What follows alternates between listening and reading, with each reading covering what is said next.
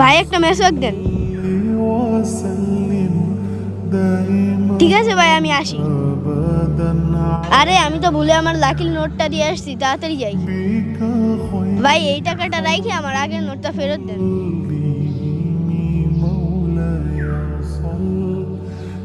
আরে আমার lucky note.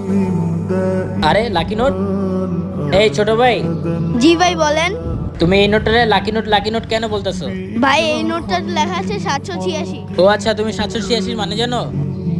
না তো ভাই, জানি না তো। 786 প্রথমে আছে 7, 7 মানে 7 আসমানকে বোঝায়। দ্বিতীয়তে হচ্ছে 8, 8 মানে জান্নাতের 8টি দরজা।